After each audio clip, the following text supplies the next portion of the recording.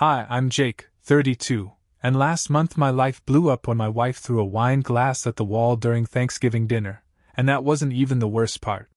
It all started when I walked into my in-laws' house, casserole dish in hand, thinking it would be a normal holiday. I mean, as normal as it ever is with Gina's family. I'd already braced myself for the passive-aggressive comments from her dad, her mom's weird obsession with fixing our marriage through prayer, and the usual chaos of our 4 kids treating the living room like a trampoline park. But nothing could have prepared me for what actually happened. We'd barely gotten through dinner when Gina's sister stood up and said she had an announcement. And that's when she dropped the bomb: she was pregnant. Everyone clapped, smiled, stood up to hug her. Except Gina.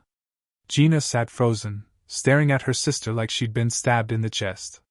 Then she turned to me, eyes full of tears, but not the happy kind, and whispered, "She didn't tell me. I'm her sister. I should have been the first to know." Before I could say a word, Gina stood up and screamed at her sister in front of everyone. And I mean screamed. Accusations flying about betrayal, family loyalty, and some line about how real family tells each other everything. And when her sister tried to defend herself, Gina picked up a wine glass and hurled it at the wall. Glass exploded. Our 4-year-old started crying. Her dad looked like he wanted to vanish. And I just stood there, stunned, wondering how we got here and how the hell we were ever going to come back from it. The worst part wasn't the screaming, or the glass, or even the way her voice cracked when she accused her sister of deliberately humiliating her. No. The worst part came next.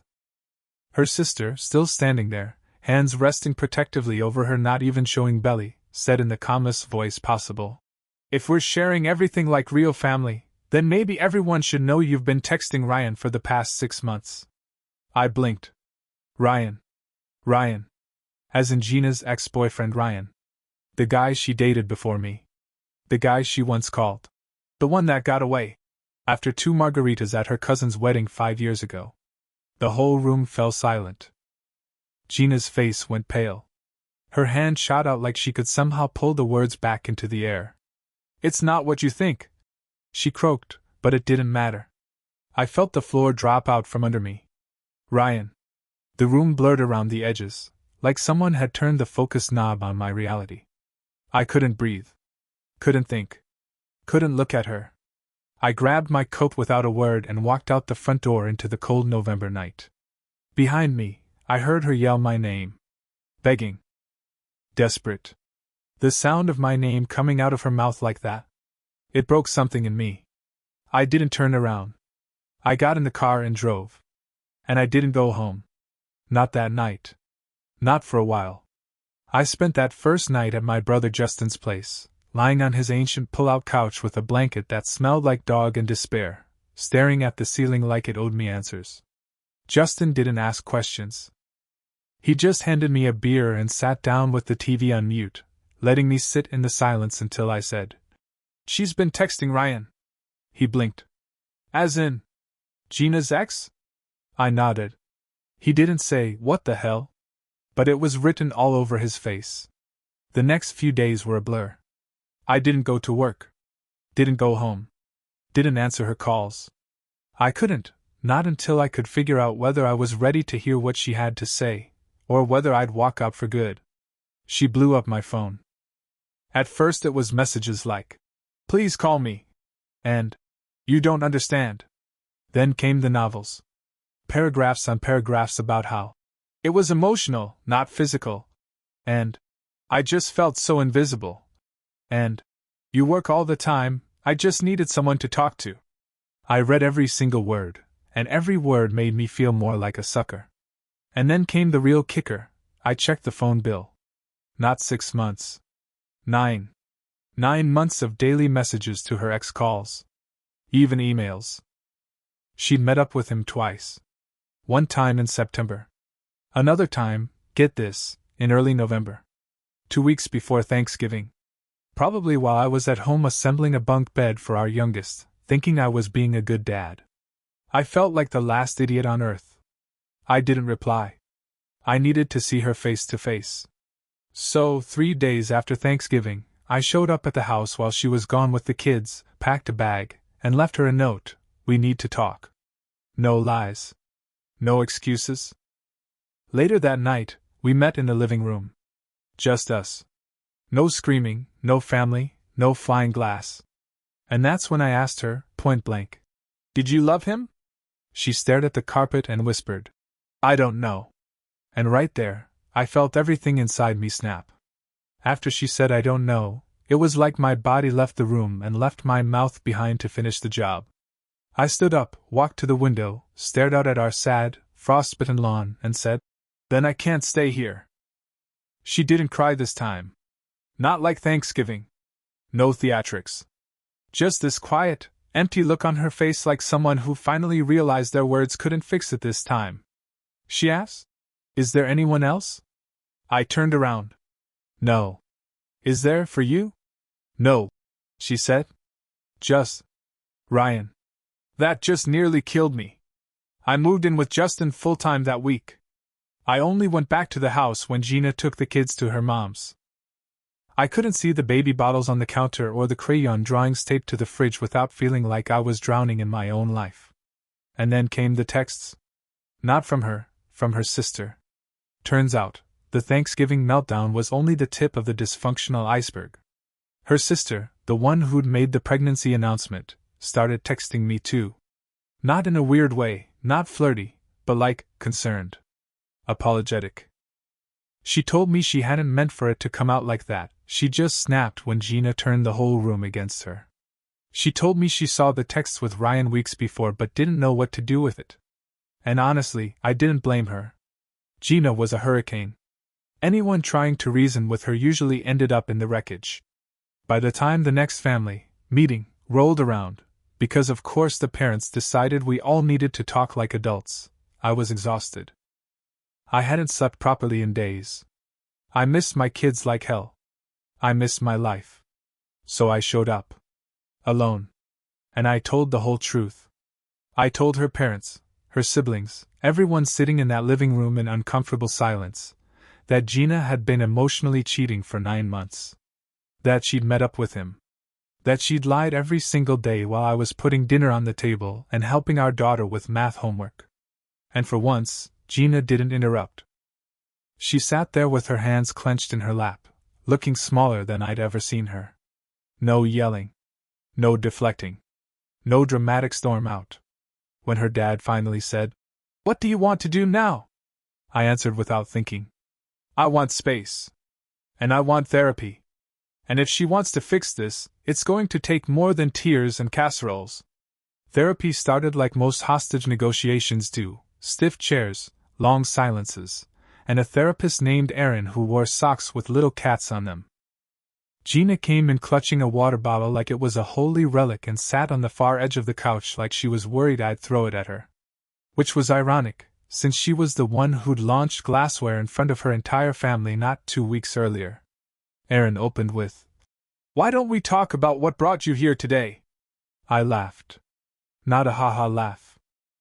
More like that dry, cracked noise you make when you've slept on a futon for 2 weeks and you've just found out your wife's emotional support system was a man who once peed in your parents' pool.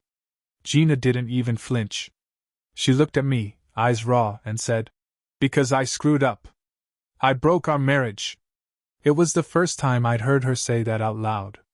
And I felt my throat close up, not with sympathy, but with something heavier. Like maybe part of me had been waiting to hear those words, and now that I had, I didn't know what to do with them. We went every week for a month. Gina showed up every time with notes. Real, handwritten notes. About boundaries. Trust. Identity. Apparently, her therapist had made her do an exercise where she listed all the times she'd stomped over someone else's life event to make herself feel needed. Her list was 2 pages long. My proposal? She'd shared it on Facebook before I even told my parents. The time I made partner at the firm? She announced it at her cousin's baby shower. Even Leo's girlfriend? Gina blurted it out at Thanksgiving last year. I remembered because his girlfriend wasn't even there yet, and Leo nearly choked on his stuffing. So yeah, this wasn't just about Ryan. This was about a woman who had no idea where she ended and everyone else began. But here's the wild part: Gina was actually trying. She wasn't just crying and apologizing and throwing me pity casseroles. She was doing the work. She blocked Ryan on everything. She gave me full access to her phone, her email, her location, voluntarily. She started individual therapy in addition to couples. She even told her family the truth. No spin. No. Poor me. Just, I hurt Jake, and I'm trying to fix it. And slowly, like the world's least convincing Hallmark movie, things began to shift. I moved back in, to the guest room. But it was progress. The kids noticed. My oldest stopped asking if I was mad at Mommy. My youngest started crawling into our bed less. The tension eased. And then came Christmas. We weren't going to go. Too much risk. Too many people. But then Gina's sister, the one who started this whole mess, texted me directly. She said, "I'm making cinnamon rolls. You're still family. Please come." So we did. And for the first time in what felt like forever, Gina didn't dominate the room. She didn't interrupt, or redirect conversations, or announce anything that wasn't hers to announce. She even brought a homemade baby blanket for her sister's unborn daughter. No grand gesture, no spotlight. Just quietly handed it over and smiled. And that felt like a miracle. A few days into the new year, Gina called me from her therapist's office and said, "Aaron wants to know if you'd be willing to come to one of my sessions, with my sister." I almost dropped the phone.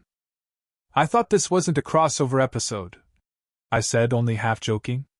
But Gina was serious. She said her therapist thought the real healing wouldn't happen unless she faced the person she hurt most. And I wasn't even the top of that list.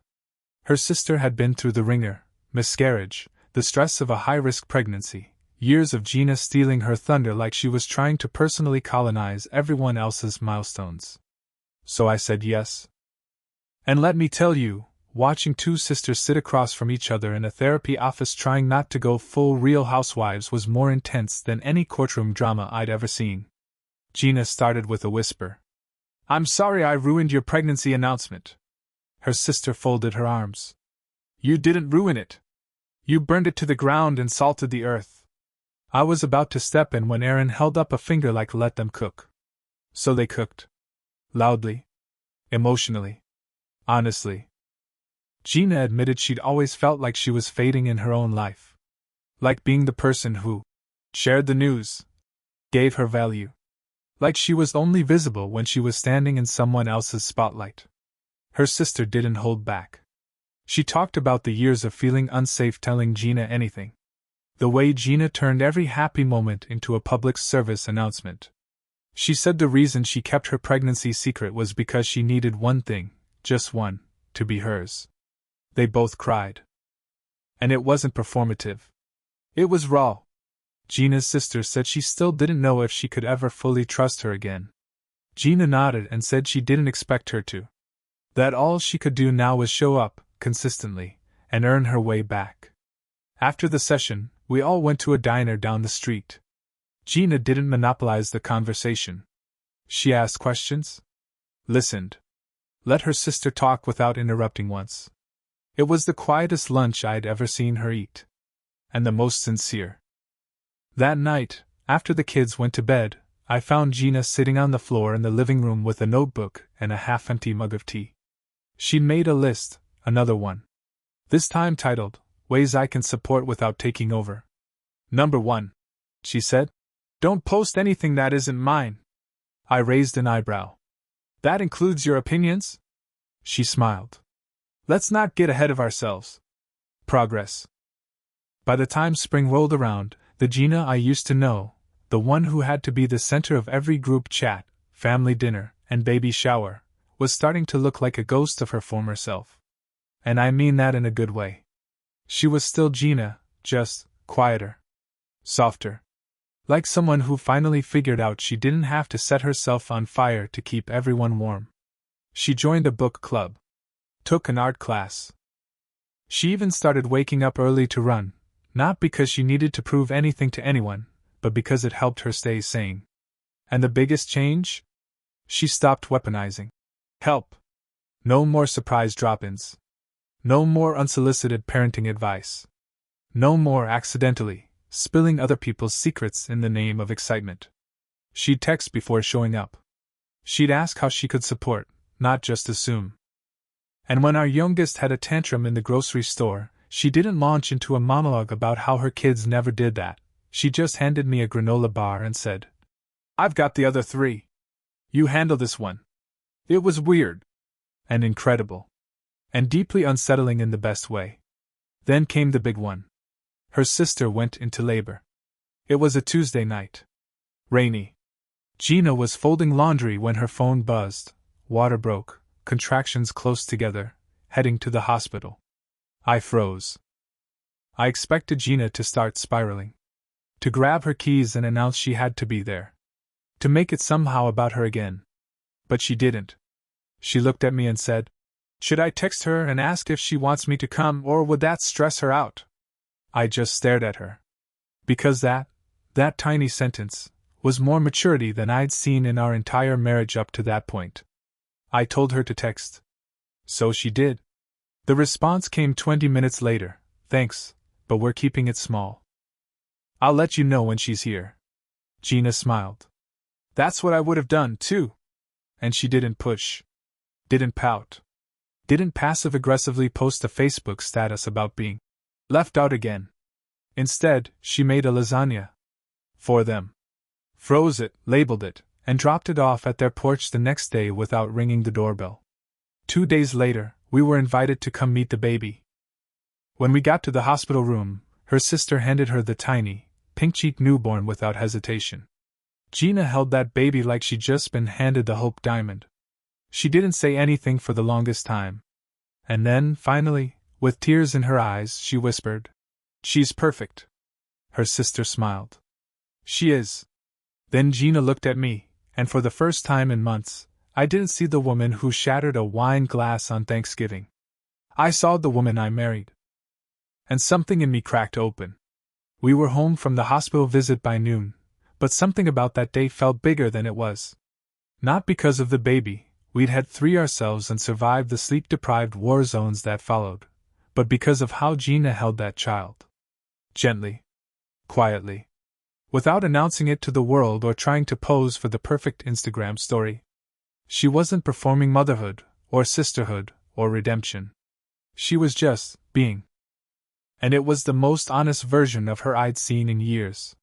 Later that night, we put the kids to bed early, and Gina curled up next to me on the couch, head on my shoulder. We sat there watching some true crime show she half followed, her fingers tracing lazy circles on my arm. For the first time since Thanksgiving, I wasn't waiting for the other shoe to drop. "Do you think she'll forgive me?" she asked, eyes still on the screen. "Eventually," I said. "You've earned a good start." She nodded like she believed me, but just barely. There was still that flicker of self-doubt behind her eyes, like she didn't quite trust the new version of herself to stick. Over the next few months, life shifted in small but undeniable ways. Her sister settled into new motherhood with more boundaries than ever. Gina didn't mind. In fact, she kind of liked being told no. She told me once, "It makes me feel like people trust me enough to be honest now." Her parents, once the king and queen of polite denial, finally started acknowledging things.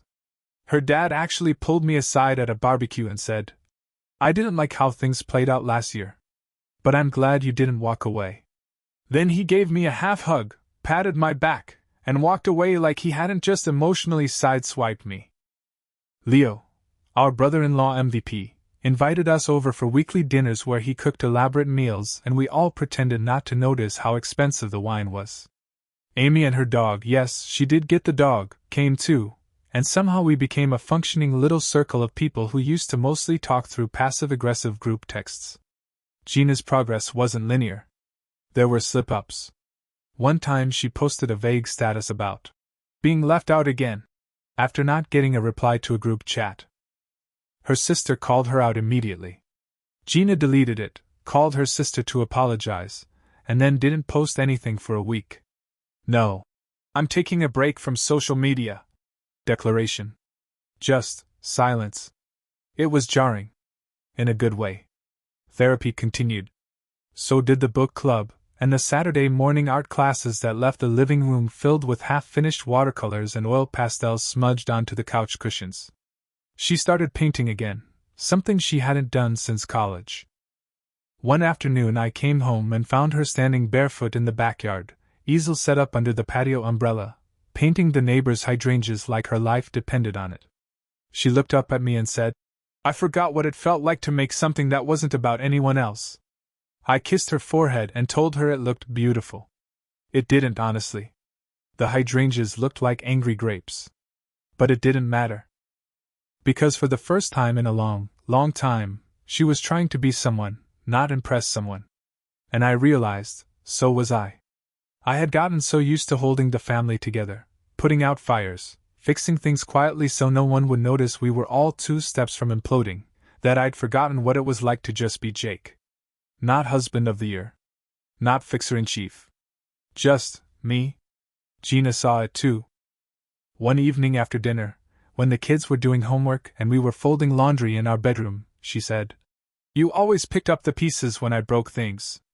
Even when I didn't say sorry." I didn't respond right away.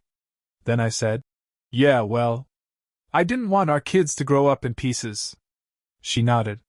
"They didn't. Because of you." And that's when I realized what forgiveness really looked like.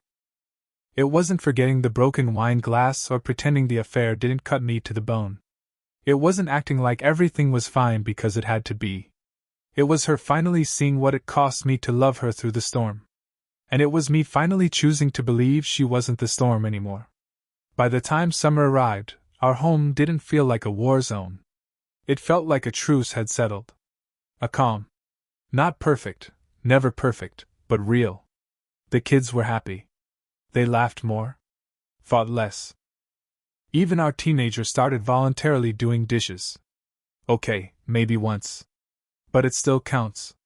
One night, after a long family walk to the ice cream shop and back, I tucked our youngest into bed. She looked up at me and said, "Mommy's nicer now." I smiled and kissed her forehead. "Yeah," I whispered. "She is." Later that night, I found Gina on the back deck with her sketchpad, drawing something I couldn't quite see. When I sat down next to her, she held it out. It was a rough pencil sketch of our family, stick figures, basically, but unmistakably us.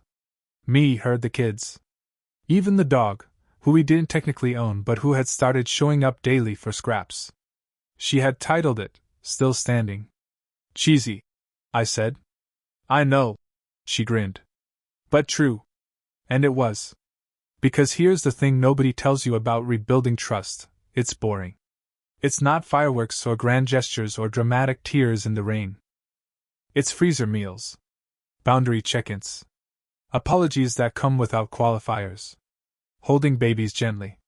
Quiet text messages that say, "How can I help?" instead of "Look what I did." It's laundry folded without comment. It's one sister asking, "How are you feeling?" and actually listening to the answer. It's one husband sitting next to his wife on a quiet Thursday night, not wondering when the next explosion will come, but instead, just feeling safe. Gina's still in therapy. So am I now. We do monthly couple sessions, not because we're broken anymore, but because we know we can be. And we want to keep each other whole. We don't talk about Thanksgiving that much. But we remember it. We remember it as the day everything exploded. And the day everything started to heal. Because sometimes, when the glass finally shatters, it's not the end of the story. It's the first honest sound you've heard in years. And that's what we built from. Still standing. Together. 6 months later, we threw a backyard birthday party for our youngest.